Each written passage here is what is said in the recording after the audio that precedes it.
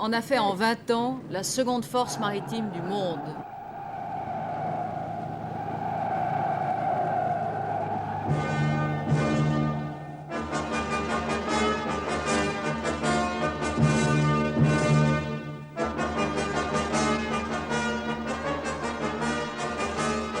Ce sont les sous-marins qui font la force de la marine soviétique. Équipés de missiles, ils sillonnent l'océan Indien qui, depuis le déclin de l'Empire britannique, est pour eux la mer à prendre. L'obsession de l'accès à une mer chaude explique la carte stratégique soviétique. L'éloignement impose le relais de base sûr entre le Bosphore et Vladivostok. L'offensive soviétique sur l'Afrique commence à Berbera.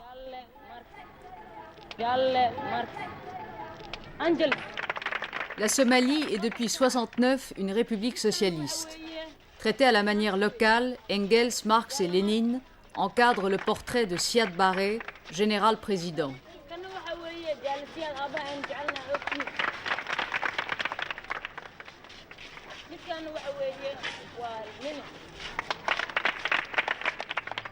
La base de Berbera, photographiée par un U-2 américain en 1975, offre aux missiles soviétiques entrepôts et rampes de lancement.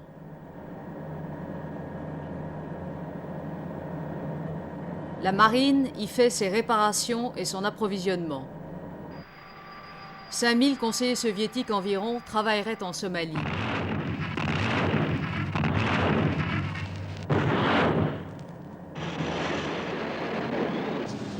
Sonar tracking stations turned up. Position on the Soviet destroyer, please. Les Américains enregistrent tous les mouvements soviétiques et même les messages aux familles. La course à l'armement naval a le champ libre dans l'océan Indien. Quand on se croise, on s'espionne ouvertement d'un bateau à l'autre. C'est à Diego Garcia, petit atoll loué aux Britanniques, que les États-Unis ont basé le centre nerveux et logistique de leur dispositif stratégique. L'aéroport peut recevoir les bombardiers B-52 et les avions de reconnaissance. La flotte américaine, moins présente pourtant que la flotte soviétique, empêche que l'océan Indien ne devienne un lac russe.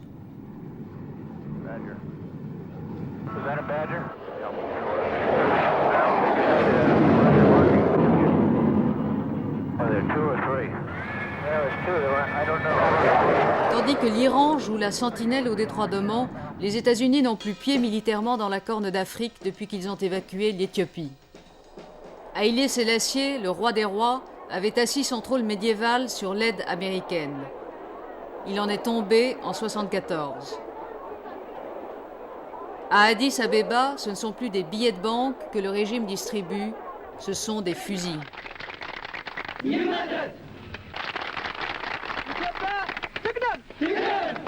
La révolution socialiste est sanglante et confuse. C'est maintenant l'Union soviétique qui soutient le régime et lui livre ses armes. Le défilé du 1er mai a sa variante locale.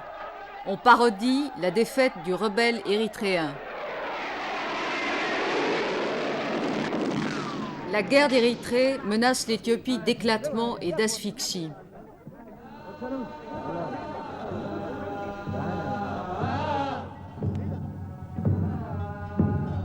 C'est au nord-est du pays son seul accès à la mer. Au sud, dans la région de l'Ogaden, la rébellion couve. L'Érythrée est soutenue par l'Arabie saoudite et le Soudan, qui forment le nouveau bastion conservateur dans la région. L'Ogaden est soutenu par la Somalie, qui revendique son territoire.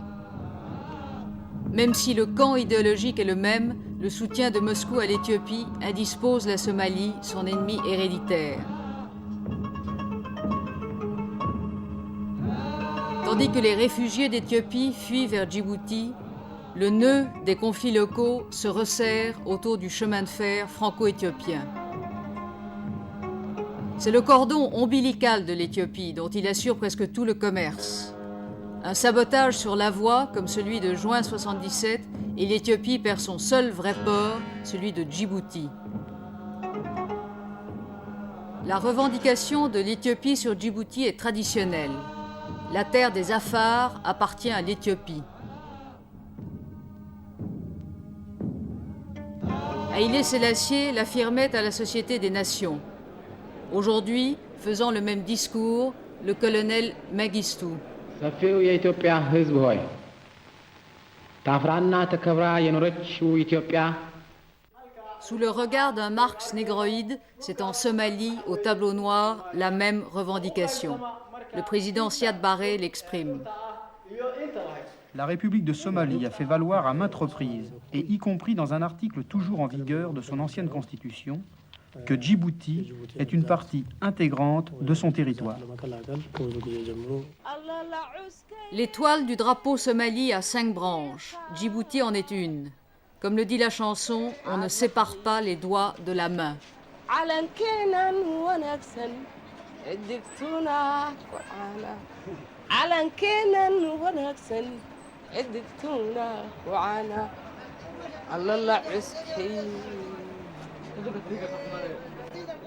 L'OUA, pour forcer la décolonisation française de Djibouti, presse l'Éthiopie et la Somalie de renoncer à leurs ambitions. La Ligue arabe s'y applique aussi. Personne parmi eux n'a intérêt à faire éclater la corne d'Afrique. À Djibouti, Ali vend des cigarettes. Qu'est-ce qui se passe?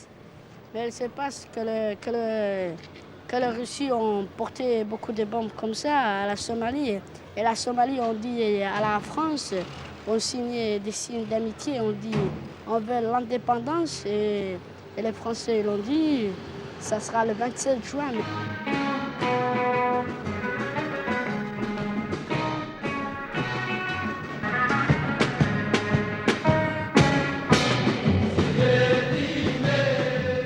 À Djibouti, on prépare l'indépendance.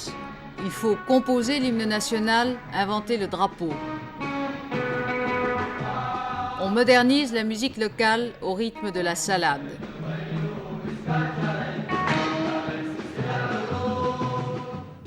Ça devenait une des dernières terres d'Afrique à être sous dépendance extérieure. C'était l'évolution des choses normales. Olivier Stirn, secrétaire d'État au Dom-Tom. Est-ce qu'il y a eu un revirement de la politique française vis-à-vis de Djibouti? Il n'y a pas eu un revirement, n'est-ce pas? Il y avait une volonté dès le départ de dire que le jour où vous voudrez être indépendant, vous le serez, n'est-ce pas? Puis de cette idée cheminant, le gouvernement en a naturellement pris connaissance, et à partir du moment où elle s'est révélée suffisamment exprimée, notamment au sein de l'Assemblée locale, le gouvernement a engagé alors le processus à la fois d'union intérieure et en même temps de compréhension extérieure. Mais pourquoi est-ce que la France se retire de Djibouti en 1977? Eh bien parce que c'est une longue histoire. En 1966, quand le général de Gaulle a été à Djibouti, il y a eu des drames, il y a eu des morts. Vive Djibouti! Vive la côte française des Somalies! Vive la République! Vive la France!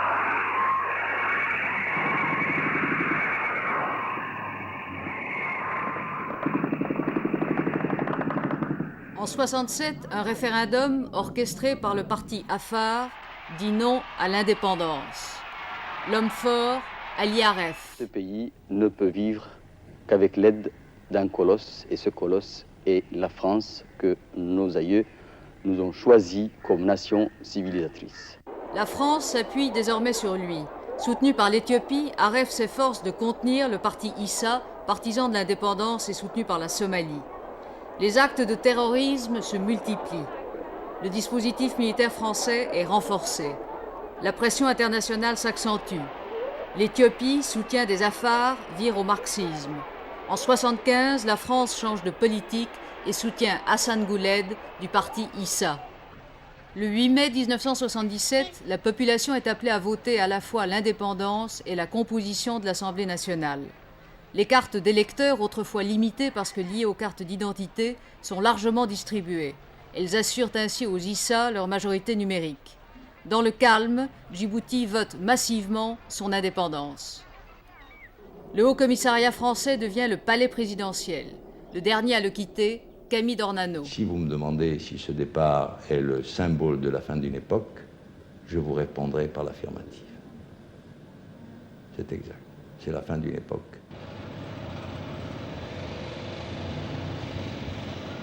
La naissance de ce nouvel État marquera la dernière étape d'une période qui a duré plusieurs siècles. au cours de laquelle la souveraineté française s'est exercée à travers le continent africain.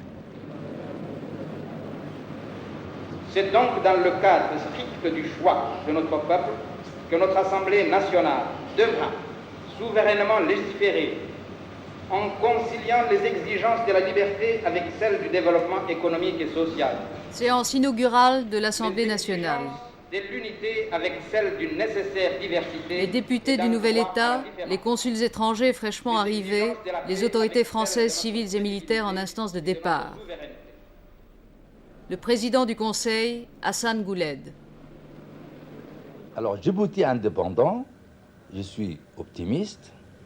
Si vraiment Djibouti ne serait pas indépendant, je ne sais pas qu'est-ce que deviendraient ces populations. Étant donné les divisions ethniques qui ont jusqu'à présent marqué l'histoire du territoire, est-ce que Djibouti peut devenir une nation? D'abord, sur le plan ethnique, c'est une invention française. Ce n'est pas la réalité d'une population qui sont identiques, sont 100% de la même confession et de la même religion. Il n'y a que deux langues qui différencient. Mais est-ce que ce sont les Français qui ont inventé les affrontements? Ils ont inventé ce qu'on appelle le cloisonnement, au lieu de se pénétrer ces populations et malgamer à la population. Est-ce qu'ils auraient favorisé cet écart? Ils l'auraient favorisé. Pourquoi? Parce que pour une question de colonisation. Alors là, non. C'est pas au contraire. Je dirais que la France a préservé l'unité. Il n'y a jamais eu finalement d'affrontement très sanglant depuis que la France est présente. Jamais. Et je crois au contraire que la France a favorisé du mieux possible, et c'est ce que le gouvernement s'est efforcé de faire depuis 3 ans, le rapprochement entre les ethnies, sans lequel aucune indépendance authentique n'était possible. Dans les quartiers, les divisions ethniques sont installées. C'est à la base que le nouvel État doit prendre racine. La milice du parti au pouvoir recrute tôt. Il faudra longtemps avant que les cadres locaux soient tous des autochtones.